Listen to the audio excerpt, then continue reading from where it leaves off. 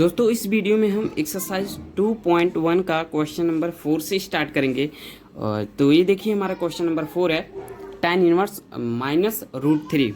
ये दोस्तों देखिए एनसीईआरटी का क्वेश्चन नंबर 4 है। ओके, तो आई होप आपके पास कॉपी पेन होंगे और एनसीईआरटी बुक भी होंगे। ओके, तो चलिए स्टार्ट करते इसे करना। हमने क्या बताया था कि पहला स्टेप हमारा होता है फर्स्ट कि आप किसी वेरिएबल के इक्वल टू लेट करते हैं, और वेरिएबल के इक्वल टू जब आप लेट कर लिए हैं तो माइनस रूट 3 हो गया। ओके, अब हम क्यों वेरिएबल लेट करते हैं मैं आपको पहले ही प्रीवियस वीडियो में बताया हूँ। अब चलिए, अब हमारा क्या रूल होता है कि ये जो tan इनवर्स है ये इनवर्स है, तो ये इस तरफ आएगा, क्या हो जाएगा हमारा tan y हो जाएगा इक्वल टू माइनस रूट 3। अब हमने ऐसा लिख लिया। अब आपको यहाँ पर बहुत ही इम्पॉर्टेंट बात होती है कि ये याद होना चाहिए। अब यहाँ से आपको ये चेक करना पड़ेगा कि इसका रेंज क्या है। तो आपको आप देखिए यहाँ पर -π/2 से π/2 है, तो ये टेबल आपको बेहतरीन तरीके से याद होना चाहिए। रेंज क्या है, तो इसका रेंज जो होता है यहाँ पर आप लिख लेंगे the range of the principal value branch of tan inverse is -π/2 to π/2। ये दोस्तों ये वाला ब्रैकेट इसमें होता है, ये कन्फ्यूजन ना हो। ये इस ब्रैकेट का नाम होता है ओपन इंटरवल, और जो ये वाला होता है दोस्तों इसका नाम होता है क्लोज इंटरवल। ओके, तो ये ब्रैकेट याद रहे। तो हमने tan इनवर्स का रेंज लिख लिया।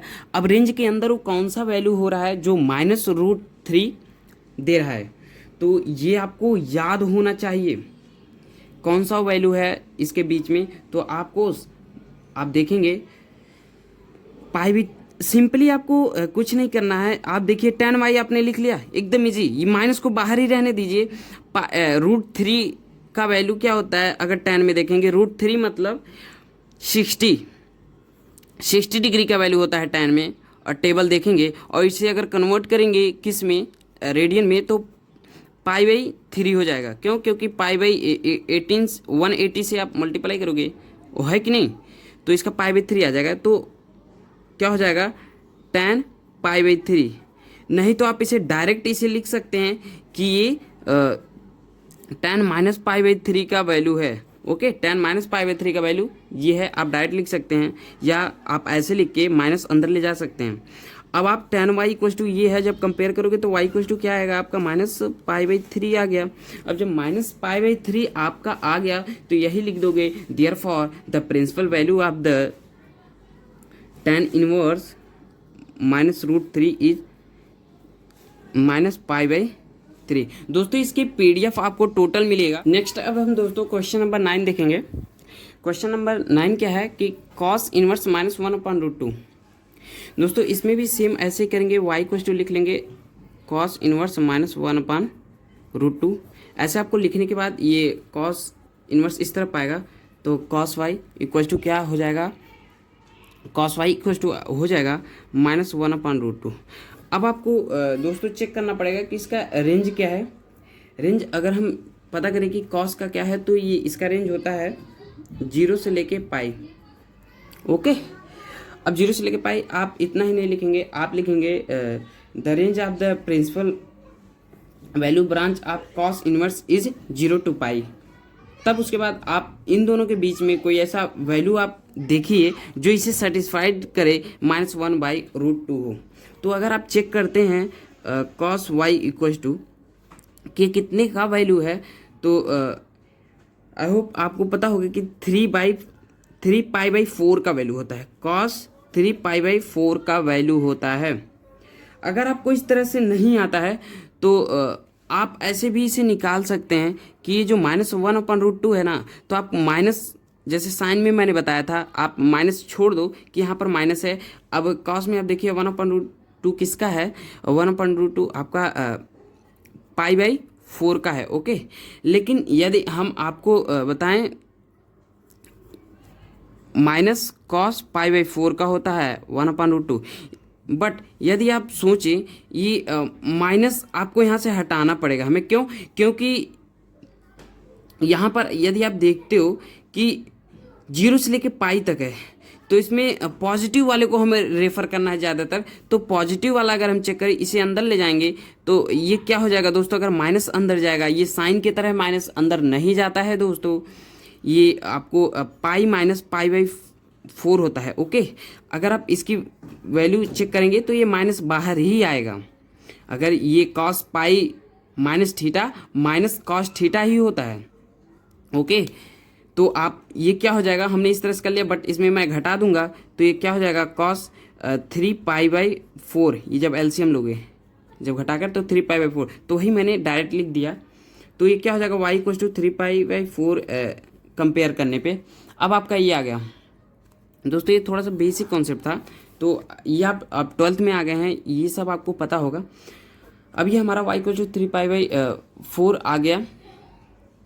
ओके, तो ये आप लिख लोगे, therefore the principal value of the cos inverse -1/√2 is 3 pi by 4। अब हमारा नेक्स्ट क्वेश्चन है क्वेश्चन नंबर 10। इसे भी आप y इक्वल्स टू लेट करोगे तो क्या हो जाएगा, कोसेक इनवर्स -√2। अब ये कोसेक इनवर्स इस तरफ आएगा तो क्या हो जाएगा, कोसेक y इक्वल्स टू -√2। ये हो गया। अब आपको यहाँ पर देखिए कोसेक है, इसी मत इस तरह से कॉस की तरह करिएगा कि यहाँ अंदर ऐसे बाहर कर लेंगे, फिर माइनस को अंदर ले जाएंगे, ऐसे मत कीजिएगा, क्योंकि इसमें क्या था कि 0 से पाई तक रेंज था। तो 0 से पाई के हम कोई भी वैल्यू ले सकते हैं जो जो जो इसे सेटिस्फाइड करता, लेकिन इसमें 2 वैल्यू ऐसे थे सेटिस्फाइड कर रहे थे, एक तो माइनस वाला, एक कॉस माइनस पाई बाई 4 वाला सेटिस्फाइड कर रहा था, एक हमारा ये भी 3 पाई बाई 4 वाला भी, तो हम पॉजिटिव वाला रेफर करते हैं। ओके, अब हमारा नेक्स्ट यहाँ पर अगर हम देखें इसका, तो इसका रेंज क्या है, इसका रेंज आपका होता है दोस्तों -π/2 से लेके π/2 तक, और इसमें 0 नहीं होता है, ये ध्यान में रहे दोस्तों इसका रेंज। तो आप यहाँ पर नीचे लिख लोगे। अब कैसे लिखना है आपको पता है, इंग्लिश यहाँ पर लिख लेना जो भी है इसका, the principal range of branch of the cos inverse is this. अब आपको क्या करना है, ये कॉसेक वाई, अभी जो -√2 है ये कॉसेक में किसका होता है, अगर आप चेक करें तो कॉसेक -π/4 का होता है। या आप बाहर भी इसे लिख सकते हैं, माइनस को फिर अंदर ले जाइए, लेकिन मैंने डायरेक्ट लिखा है। ओके, कॉसेक -π/4 होता है इसका वैल्यू। तो वो जब कंपेयर करोगे तो y इक्वल्स टू क्या आ जाएगा, -π/4 आ जाएगा। अब -π/4 आ गया तो यही हमारा क्या हो जाएगा, therefore the principal value of the cosec inverse -√2। I hope दोस्तों आपको समझ में आया होगा। Thank you. तो चलिए हमारा ये हो गया प्रिंसिपल वैल्यू, ये हमारा हो गया, जो कि एक बिलोंग करता है किसमें, -π/2 से लेके π/2 तक। ओके, तो ये हमारा आंसर हो गया। अब आप देखते होंगे कि क्वेश्चन नंबर, ये आप देखिए एनसीईआरटी का क्वेश्चन नंबर 4 और क्वेश्चन नंबर 6 एब्सोल्युटली एकदम सेम है। तो आप क्वेश्चन नंबर 6 भी कर लीजिएगा, ये आप होमवर्क एज ए समझिए इसे, -1। ओके, और अगर इसको चेक करेंगे तो इसका आंसर होगा, अगर आप सॉल्व करेंगे तो -π/4 होगा, सॉल्व कर लीजिएगा। ओके, क्वेश्चन नंबर नेक्स्ट जो कि क्वेश्चन नंबर 5 है। अब क्वेश्चन नंबर 5 देखते हैं। तो क्वेश्चन नंबर 5 क्या है, इसमें क्वेश्चन नंबर 5 है आपका कॉस इनवर्स -1/2। ये दोस्तों मैं आपको सिखाने का प्रयास कर रहा हूँ, मैं एक रास्ता हूँ कि आपको बता दे रहा हूँ कि रास्ते पे आप अच्छे से चलें। ओके, तो ये आप पे निर्भर करता है कि आप पढ़ रहे हो कि नहीं पढ़ रहे हो। अब आप देखिए इसमें हम क्या करेंगे, इसे भी वेरिएबल के इक्वल रखेंगे, तो किसी वेरिएबल के, या हम y बोल दे जिसे, तो ये हमारा -1/2 हो गया। अभी कास इस तरफ आएगा कास इनवर्स, तो क्या हो जाएगा, cos y इक्वल्स टू -1/2। ये जो -1/2 होता है ये कितने का वैल्यू होता है आपको साइन के टेबल में पता करना होगा। उसके पहले तो आपको ये पता करना होगा कि इसका रेंज क्या है। तो दोस्तों इसका जो रेंज होता है ये 0 से लेके पाई होता है।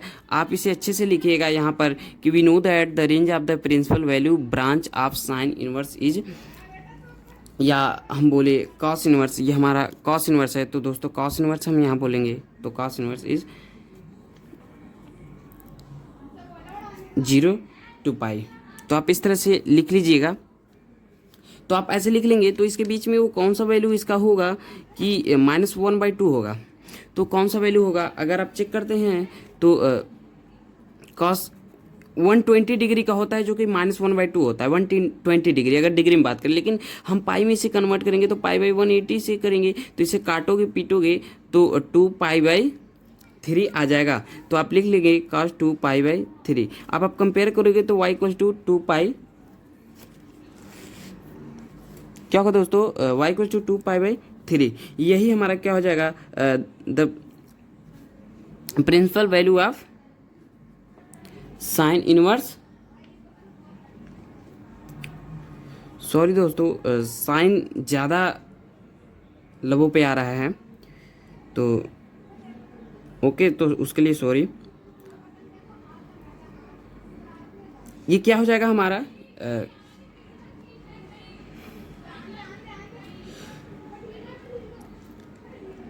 therefore the principal value of the cos inverse -1/2 is 2π/3।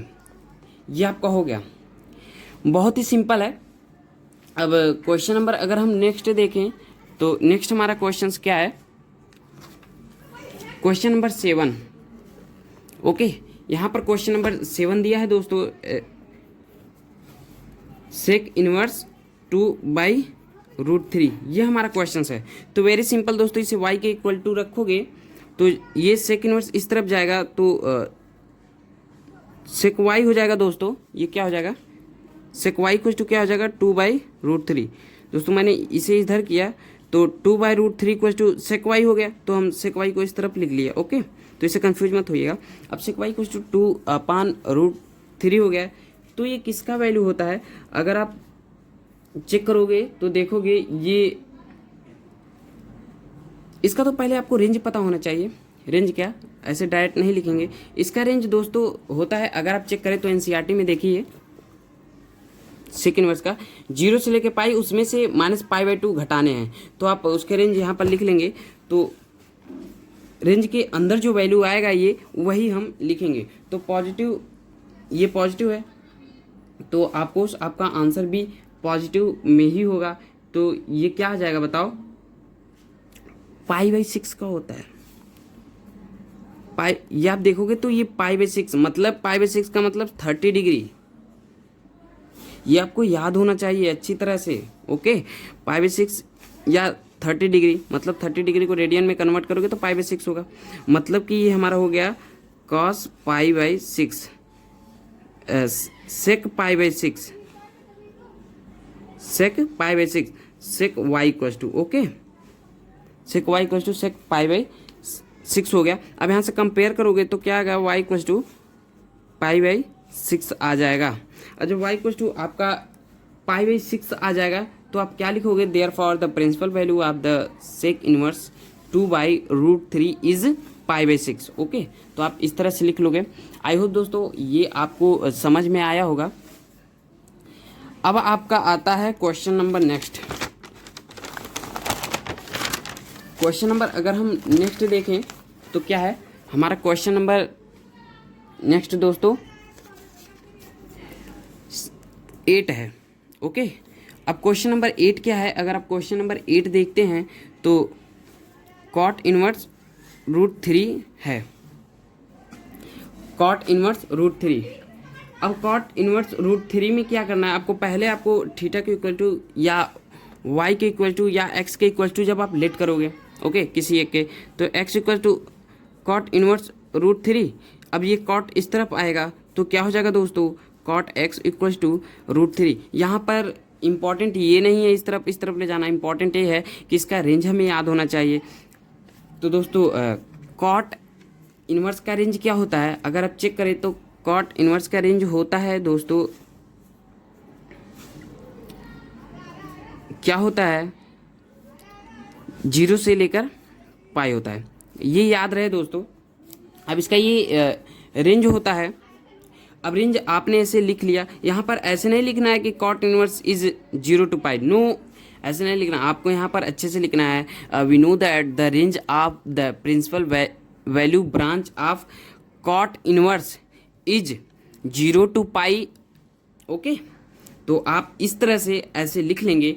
अब आप लिखने के बाद आपको ये जो हमारा √3 है वो कितने डिग्री का वैल्यू, पहले तो आप डिग्री में आप पहचानो। अगर आपको कन्फ्यूजन हो रहा है तो आप जब डिग्री में पहचान जाओगे तो आप इजीली बता दोगे। तो आप बताइए √3 कॉट के टेबल में कितने का वैल्यू होता है। अगर हम कॉट के टेबल में देखें तो आपको π/6 का होता है रेडियन में, और डिग्री में क्या हो जाएगा, ये π/6 है तो डिग्री में 30 का हो जाएगा। ओके, तो 30 का याद रहे कि π/6 होता है। अच्छे से, तो यहाँ पर क्या हो जाएगा कॉट π/6। अब जब कॉट π/6 लिख लिए तो आपने x = कंपेयर करके π/6 आप लिख लोगे। अब π/6 देयरफॉर यही हमारा प्रिंसिपल वैल्यू है। अब यहाँ पर लिख लोगे देयरफॉर द प्रिंसिपल, आपको इसके नोट्स मिलेंगे, आप डिस्क्रिप्शन लिंक में डाउनलोड कर लीजिएगा। आप यहाँ पर समझिए अच्छे से। तो प्रिंसिपल वैल्यू क्या हो जाएगा इसका, principal value of cot inverse √3 is π/6, ऐसे आप लिख लोगे।